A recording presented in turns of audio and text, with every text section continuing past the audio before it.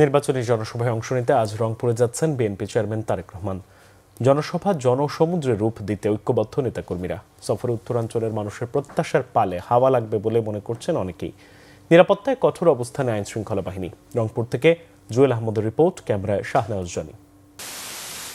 স্থানীয় কালেক্টরেট ঈদগাহ মাঠ সাজানো হচ্ছে নবরূপে। 2 দশক পর বিএনপি চেয়ারম্যান তারেক রহমানের এ সফরকে কেন্দ্র করে উত্তরে তৈরি হয়েছে রাজনৈতিক আশার নতুন আবহ। নির্বাচনী সমাবেশ জনসমুদ্রের রূপ দিতে একযোগে মাঠে নেমেছেন দলীয় নেতাকর্মীরা।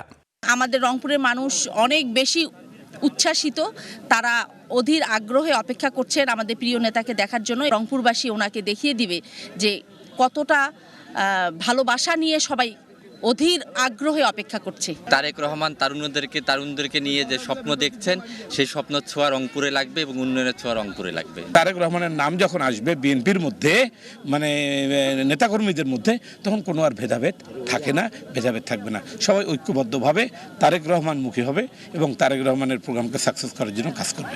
এই অঞ্চলের দীর্ঘদিনের বৈষম্যগুলোকে দূর করার জন্য সেই পরিকল্পনাগুলো আগামীকাল আমাদের সেই প্রিয় নেতা উপস্থাপন করবেন। খুশিতে তারেক জিয়ার মাঠে কাজ করতেছি।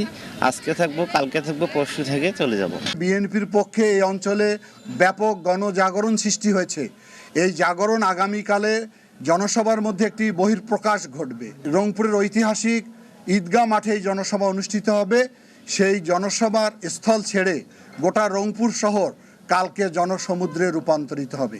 নগর জুড়ে চলছে প্রস্তুতি ও প্রচারণা। যে কোনো অনাকাঙ্ক্ষিত পরিস্থিতি এড়াতে শক্ত অবস্থানে আইন শৃঙ্খলা বাহিনীও।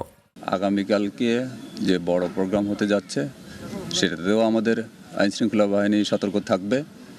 আমাদের গোয়েন্দা নজরদারি আছে, ট্রাফিক ব্যবস্থাপনা আছে। আমরা এর পাশাপাশি যেখানে ভেন্যু আছে সেখানে এবং যে রাস্তায় মুভমেন্ট হবে সে রাস্তাগুলো যাতে নিরাপদ থাকে, আমরা সেজন্য গোয়েন্দা নজরদারি রাখছি। সফরসূচির অংশ হিসেবে জুলাই শহীদ আবু সাঈদের কবর জিয়ারত করবেন তারেক রহমান। রাজনৈতিক বিশ্লেষকদের মতে নির্বাচনের আগে তার এই সফর বিএনপির জন্য সাংগঠনিকভাবে গুরুত্বপূর্ণ। জুয়েল আহমেদ, বাংলা ভিশন, রংপুর।